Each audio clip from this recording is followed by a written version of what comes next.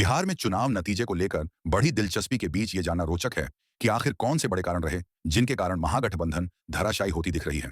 ये जानना भी दिलचस्प है कि क्या नीतीश कुमार 10वीं बार मुख्यमंत्री पद की शपथ लेंगे।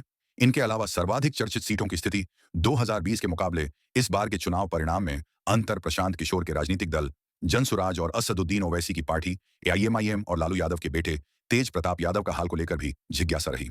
चिराग पासवान के दल लोजपा, रामविलास के प्रदर्शन, महागठबंधन में शामिल दलों कांग्रेस, राजद और अन्य पार्टियों को कितने वोट मिले। महागठबंधन चारों खाने चित्त। बिहार विधानसभा चुनाव 2025 के परिणाम कई मायनों में दिलचस्प रहे हैं। कुल 243 सीटों में महागठबंधन का प्रदर्शन बेहद निराशाजनक रहा है। 5 साल पहले आए चुनाव परिणाम में 110 सीटें जीतने वाली महागठबंधन इस बार 30 सीटों पर सिमटती दिख रही है। दूसरी तरफ बमुश्किल बहुमत हासिल करने वाले सत्ताधारी खेमे एनडीए इस बार 200 सीटों से अधिक जीतती दिख रही है। चुनाव से पहले 2 दशक से अधिक समय बाद कराए गए मतदाता सूची के विशेष गहन पुनरीक्षण, एसआईआर और वोट चोरी जैसे जुमलों का इस्तेमाल करने वाले विपक्षी खेमे को जितनी सीटें मिली हैं, इससे साफ है कि सीट के मामले में जिस तरह महागठबंधन का सुपड़ा साफ हुआ है, आने वाले समय में इसका विश्लेषण भी किया जाएगा। बिहार में सबसे बड़ी पार्टी कौन? बात वोट प्रतिशत की करें तो तेजस्वी की पार्टी राष्ट्रीय जनता दल आरजेडी 7 घंटे की काउंटिंग के बाद सबसे बड़ी पार्टी बनकर उभरी है।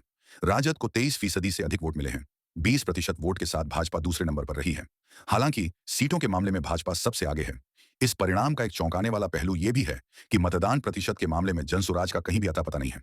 ये इसीलिए भी हैरान करने वाला है क्योंकि प्रशांत किशोर की इस पार्टी ने 200 से अधिक सीटों पर ताल ठोकी थी। बड़े या चर्चित चेहरों का क्या हुआ? इस साल के चुनाव में कई बड़े सूरमा भी पस्त होते दिख रहे हैं। अपने राजनीतिक करियर में करीब 3 साल तक डिप्टी सीएम रहे तेजस्वी यादव भी पिछड़ते दिख रहे हैं। इनका चेहरा सर्वाधिक चर्चित इसलिए है क्योंकि तेजस्वी को महागठबंधन ने मुख्यमंत्री पद का प्रत्याशी बनाया था। इसके अलावा दरभंगा जिले की सीट अलीनगर से ताल ठोकने वाली सबसे युवा प्रत्याशी मैथिली ठाकुर की निर्णायक जीत भी चर्चा में है। बिहार विधानसभा चुनाव परिणाम आज के नतीजे 2020 से कितने अलग। सूबे के राजनीतिक इतिहास में करीब 3 दशकों के बाद पहली बार एक ऐसा दल चुनाव में अपना भाग्य आजमा रहा था जिसने 200 से अधिक सीटों पर अपने प्रत्याशी उतारे। बीते 3 साल से अधिक समय से बिहार में सामाजिक राजनीतिक रूप से सक्रिय रहे प्रशांत किशोर की पार्टी का सुपड़ा साफ हो गया है। सोशल मीडिया के अलावा जमीनी स्तर पर भी उन्होंने बिहार विधानसभा चुनाव 2025 के चुनाव को ऐतिहासिक बताया था। पीके उपनाम से चर्चित प्रशांत किशोर तमाम साक्षात्कारों में ये दावे करते दिखे कि उनके पास प्रत्याशियों की ऐसी फौज है जो बिहार में नई इबारत लिखेगी।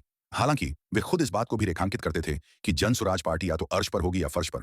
तमाम बातों के बावजूद नतीजे इसलिए भी हैरान कर रहे हैं क्योंकि इस पार्टी को मिलने वाला मतदान प्रतिशत चुनाव आयोग की वेबसाइट पर 8 घंटे के बाद भी उपलब्ध नहीं दिखी। 5 साल पहले कैसा रहा था चुनाव परिणाम? 2020 विधानसभा चुनाव में मुख्य मुकाबला एनडीए और महागठबंधन के बीच था। इस चुनाव में एनडीए ने 125 सीटें जीती थीं। इनमें सबसे ज्यादा 74 सीटें भाजपा के खाते में गई थीं। जदयू को 43, वीआईपी और हम को 4-4 सीट पर सफलता मिली थी।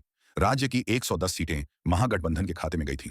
इसमें 75 सीटें जीतकर राजद राज्य की सबसे बड़ी पार्टी बनी थी। इसके साथ ही कांग्रेस को 19, वामदलों को 16 सीट पर जीत मिली थी। इनमें 12 सीटें माले और 2-2 सीटें भाकपा और माकपा के खाते में गई थीं। वहीं अन्य दलों में एआईएमआईएम ने 5, बसपा, लोजपा और निर्दलीय ने 1-1 सीटें जीती थीं। प्रशांत किशोर के हश्र से लेकर ओवैसी को मिली कामयाबी तक एक तरफ आज के चुनाव परिणाम में प्रशांत किशोर की पार्टी का सुपड़ा साफ होने की चर्चा हो रही है, तो दूसरी तरफ यह भी चर्चा हो रही है कि मुट्ठी भर सीटों पर भाग्य आजमाने वाली पार्टी ऑल इंडिया मजलिस ए इत्तेहादुल मुस्लिमीन एआईएमएम जैसे छोटे दल कहीं बेहतर प्रदर्शन कर रहे हैं।